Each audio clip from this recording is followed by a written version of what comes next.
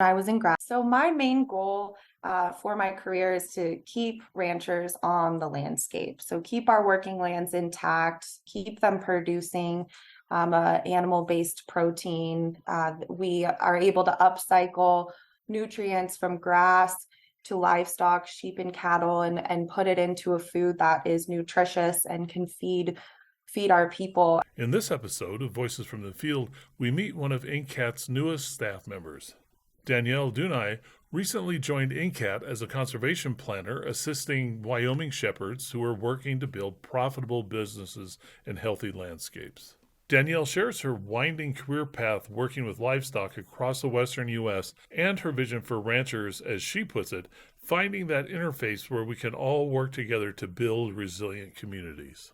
Danielle and NCAT grazing specialist Linda Poole sketched the shape of the Climate Beneficial Fiber Partnership, a 5-year program to provide technical assistance and cost share to ranchers and farmers growing wool or cotton using climate beneficial practices. With support from USDA's Partnership for Climate-Smart Commodities, Danielle will lead NCAT's work to build a better future for Wyoming wool growers and working lands. Let's listen. Welcome, listeners, to another in our series called She's Raising Sheep. I'm Linda Poole in Montana, the ancestral and current home of the Assiniboine, Blackfeet, Crow, and Métis nations in the prairies of northern Montana. And I am so excited today to welcome both a shepherd and one of our newest staff members for NCAT, Danielle Duni from Wyoming, Montana, the West. Danielle, welcome to She's Raising Sheep. Thank you, Linda. Yeah, so I am so excited to talk with you about your background and how you came to work for NCAT. And I'd like you to just kind of give us an overview of that journey that you've had. How did you end up being our new carbon farm planner for the state of Wyoming, working with wool growers? It's a really exciting journey, and I'm so happy to be here at NCAT. It's been about a month, and already the people and the work is so rewarding. I started off going to get my undergrad in agriculture biology at a small school called Fort Lewis in Southwest Colorado. I then kind of traveled around and worked on a feedlot up in northern Colorado, predominantly sheep, but also cattle. Went down on a ranch in northern New Mexico with bison, doing land management. Then I did some work at the Colorado Department of Agriculture in food safety regulation, working with producers and preparing them for inspections. After that, I went down to Las Cruces, New Mexico, in southern New Mexico to go to graduate school for animal and range management. That was through a project called the Southwest Beef Grant. And during that time, COVID happened, and I was really looking to get more hands-on experience. And I ended up in Montana through working for Montana State University and their ag experiment stations as the livestock foreman, and then co-managing the sheep flock there at MSU. And that was a great couple of years there. And as I got married and kind of transitioned my lifestyle, I found NCAT and this project, which allowed me to still work in agriculture and most importantly, the sheep industry. And here I am at NCAT. And we are so excited that you are here at NCAT with the rest of the team. There'll be another podcast with our other person who will be working in this carbon farm planning part of our climate beneficial partnership, and that will be Allison Cooley-Agee. We are blessed in NCAT, and the wool growers in Montana, Wyoming, and South Dakota are just really, we've got such a great team put together to help bring to the wool growing industry the idea of building drought resilience, climate resilience, profitability, and a level of adaptation that will be important moving forward. So really excited to have you here. One of the reasons that I was intrigued as we were talking with you, Danielle, early on, was your bigger vision of what success looks like and what you're aiming for in your career over time. Could you talk a little bit about the big picture of what Danielle wants to do in the world? Yes. So my main goal for my career is to keep ranchers on the landscape. So keep our working lands intact, keep them producing animal-based protein.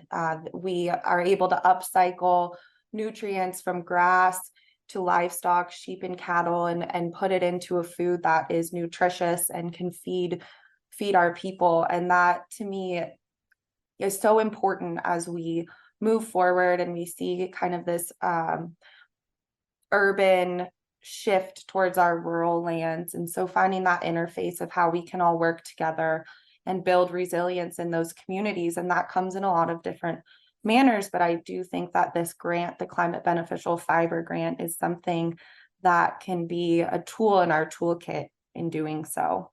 Mm-hmm. Well said.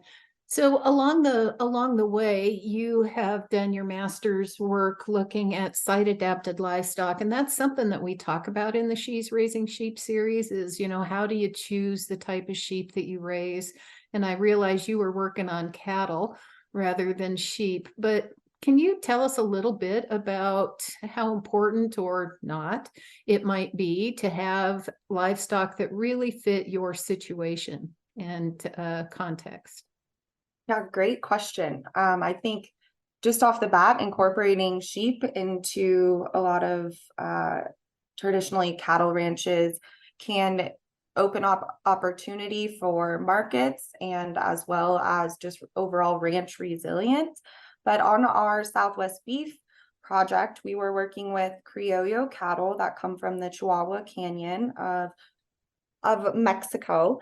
And we were comparing those to not only some of our British breeds, like Red Angus, Black Angus, but as well as our Brahman and Brangus breeds that were developed down in the Chihuahuan Desert. And what we saw was, those Criollo are a lighter framed, more moderate sized cow, and they have smaller hoof prints and impact on the land. They're able to travel farther for water, and they will go on steeper slopes, and they kind of have more they have not been as not human pressured when for selection, and so it's a little bit more of that natural selection. And we see them be a lot more heat tolerant, which opens up grazing opportunities, not being as close to water, being able to move around in the heat of the day. And we're seeing a lot of success in the market there when we breed a Criollo dam to an Angus sire, and giving that F1 cross. And that project is coming to an end, but we can link it in the show notes as ways to follow that. And then when we're choosing sheep breeds on our landscape, there's a lot of things to think about as we see our hair sheep incorporated now into the markets and doing well. And it's a really big opportunity for people. Mm-hmm. Yeah, this is excellent information. And so what we're talking about is site adapted livestock being a tool for moving forward in agriculture as things change around us. And I've always looked at this from a bias standpoint, although I've been on cattle ranches all my life. I raise sheep now. And one of the reasons is because of the good fit for sheep, given what's going on with climate. And also the thing that interests me is hair sheep and wool sheep in these times. So of course, the main product from our sheep for most of us is going to be meat, the lambs that we raise, not for all of us, but for most of us. And so this question of do we raise wool sheep or hair sheep or what type of wool is really important. And I know that you have a real commitment to high quality wool, Danielle, that you're a wool classer, and that you're really trying to think about the role of wool as a beneficial fiber. Can you tell us a little bit about that? Well, my grandma always says that wool is the best material. She's 97 and still doing doing great, kicking strong. And so that has been always wool has always been in my life as I've been raised, and it really is a fantastic fiber. You can do so much with it, from flame resistance to regulating temperature. And there's opportunity now, I think, in the athletic wear and apparel that we can see through wool. And a lot of that comes down to being able to sort and class it coming off of the shearing floor. I'm also proud to say that my dear friend Sarah, who used to be the MSU wool manager, and I started up the Collegiate Woolgrowers Club at Montana State University, and we took a wool judging team to the Laramie competition and National Stock Show this past year. And we did well. We placed fourth. And that has been a great learning experience to be able to get my hands on all sorts of different fleeces and being close to the MSU Wool Lab. And it's a real skill, and it can be a real asset for sheep growers and wool growers as they're shearing. It can bring them more dollars. And my biggest thing is always, more dollars back to the producer. And how can we make that happen? And I think wool classing and sorting is one of them. Mm-hmm.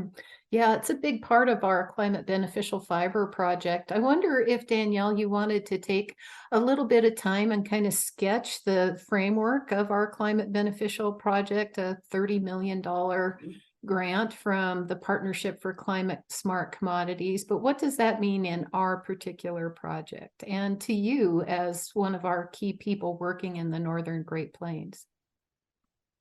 So we have a great team in the Northern Great Plains to be working on this climate beneficial fiber grant with Linda, Allison, myself, and hopefully one other person. And it's working specifically in our region with wool growers. And at this time, we're working with fine wool sheep. And we will have everyone apply and then go through kind of a scoring rubric to decide who is the best fit and would see the most benefit on their operation.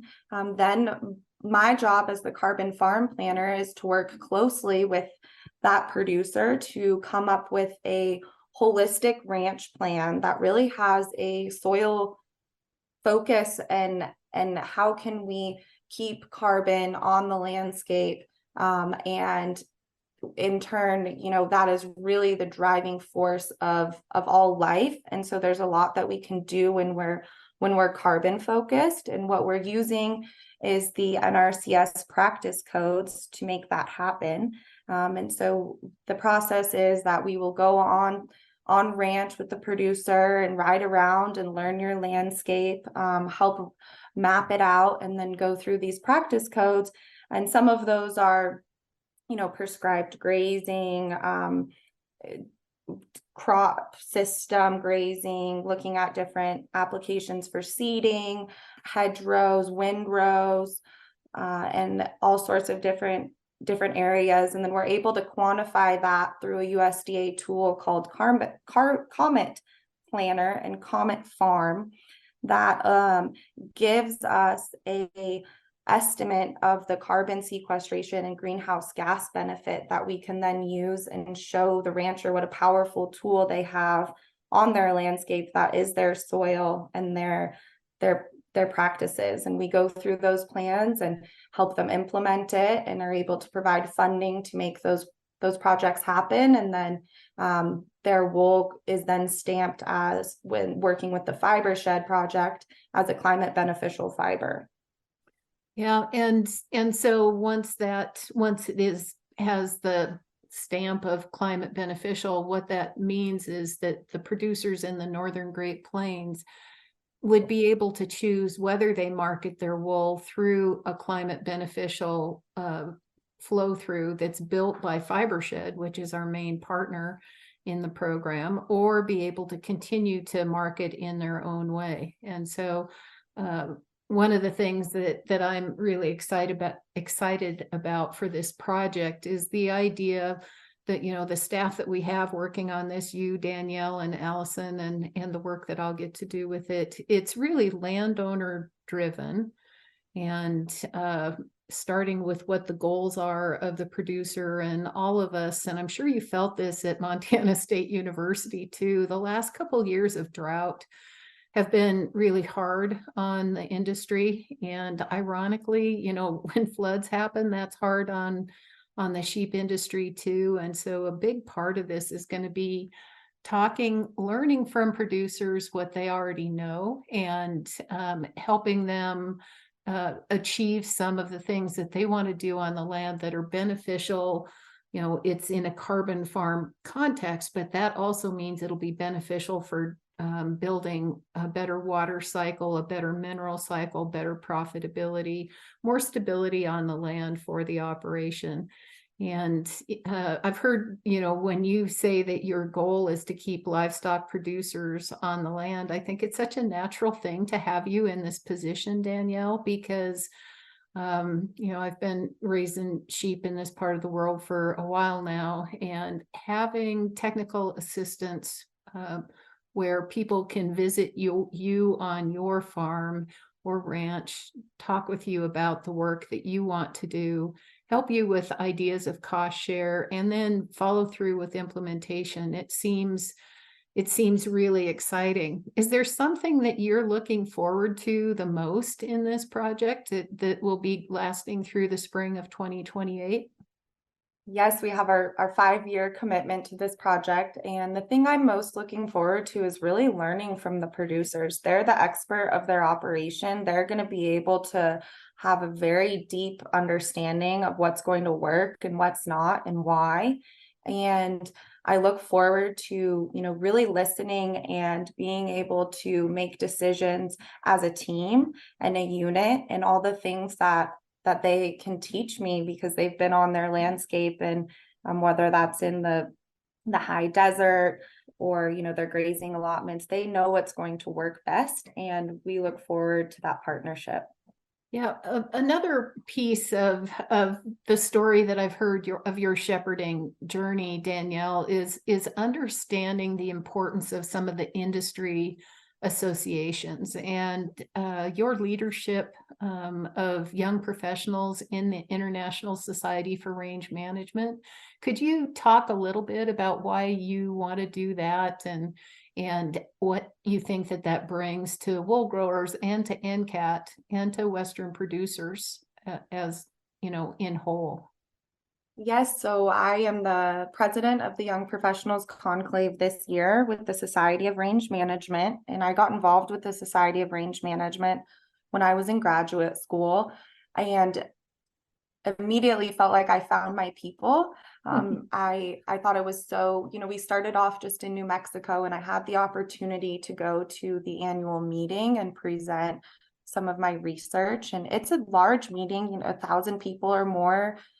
There's a lot of industries and government agencies, ranchers, young people, and I kind of just stumbled upon the business meeting for the Young Professionals Conclave. And what I thought was so interesting there was we were able to network and build community with people from, and when we say young in this context, we mean in the first 5 years of your career. And we were able to network across the nation. So it really expanded my mind.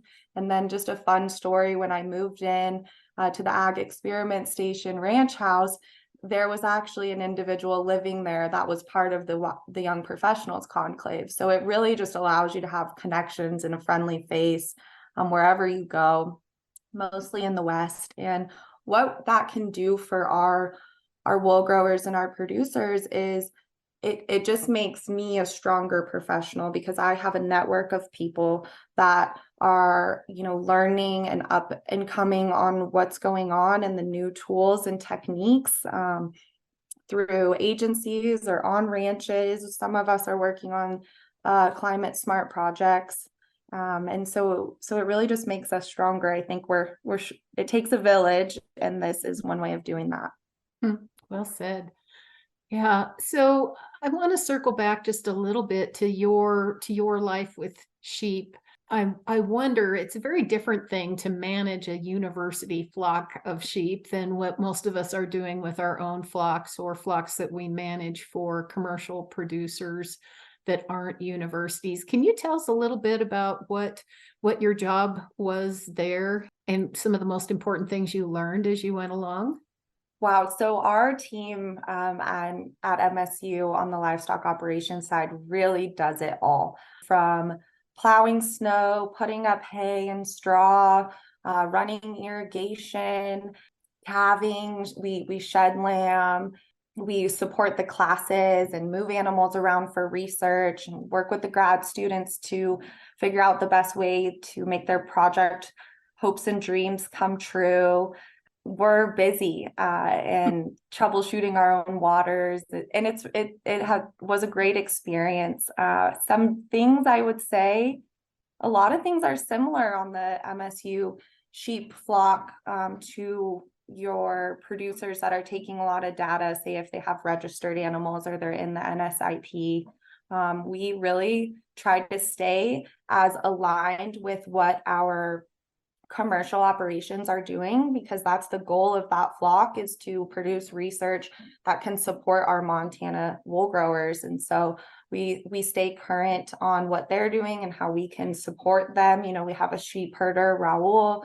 He lives in a sheep wagon up in the mountains with the sheep. We go graze hay fields up to the high country.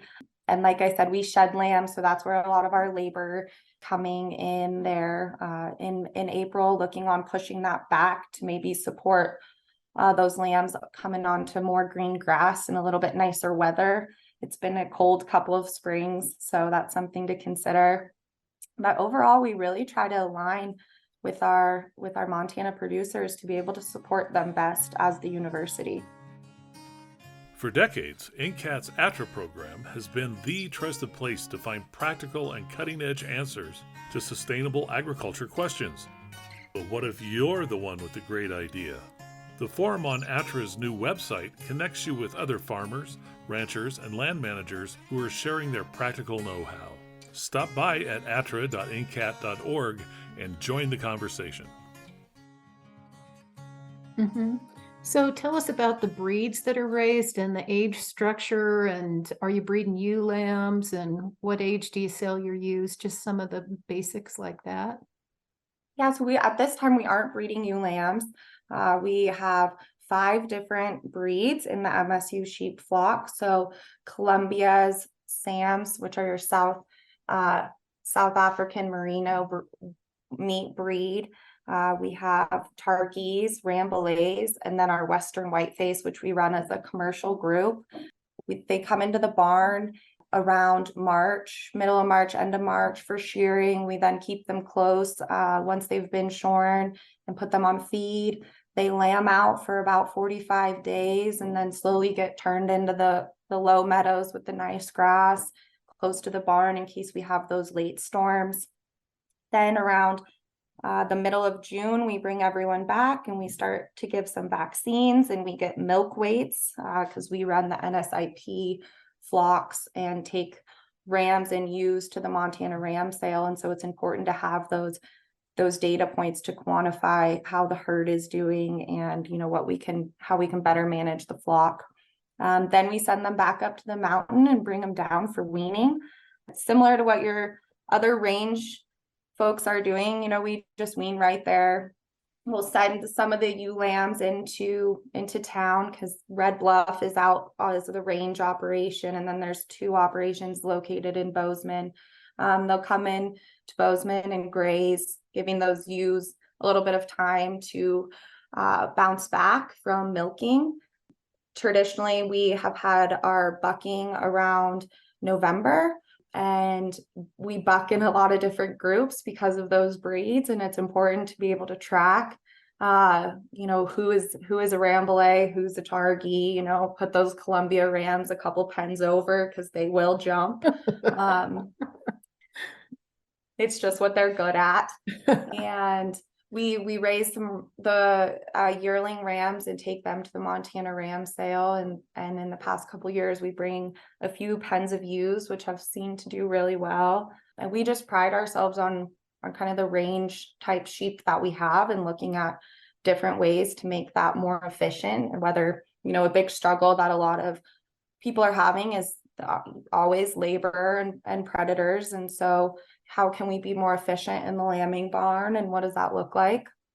Yeah, so it sounds like you're mostly pasture-based then. Are you feeding any concentrates or fattening any lambs, or how does that go for the MSU flock?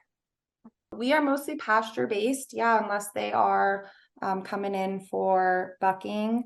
They'll be on feed. The breed groups will be, and we leave the commercial group out on the hay fields, and then we do supplement the rams to get them to the weight class that they need to be in to be competitive at ram sale. But we don't really mix a lot of concentrated feed.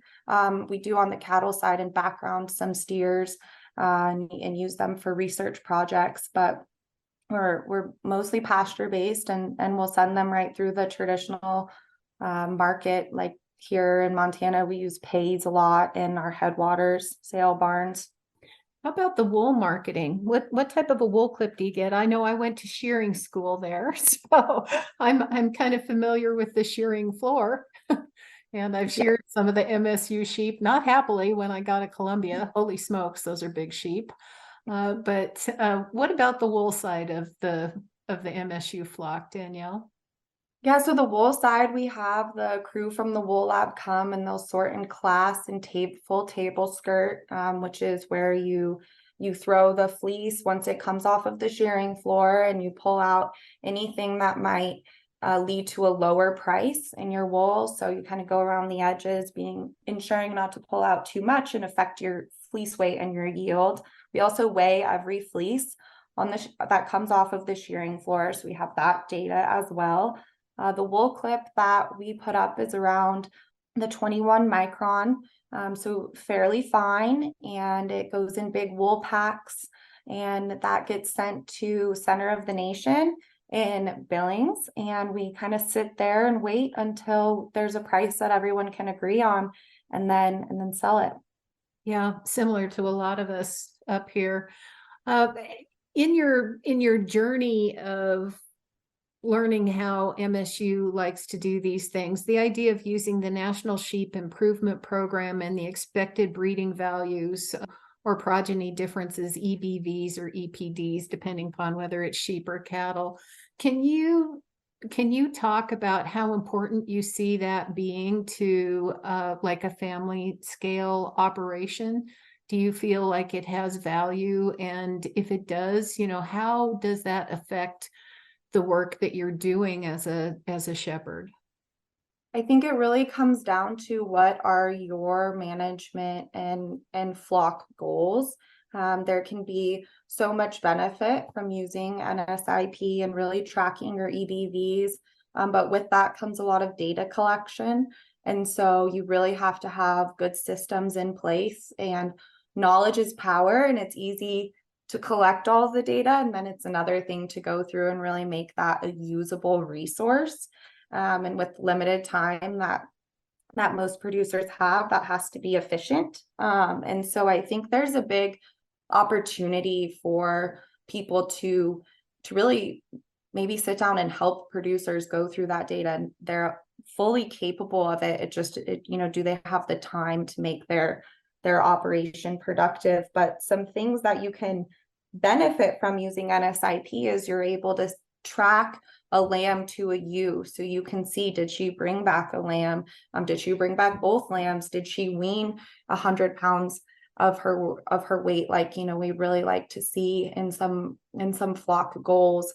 You can track your genetics and your breeding and make sure that you're really utilizing your ewes and rams to the best of their ability.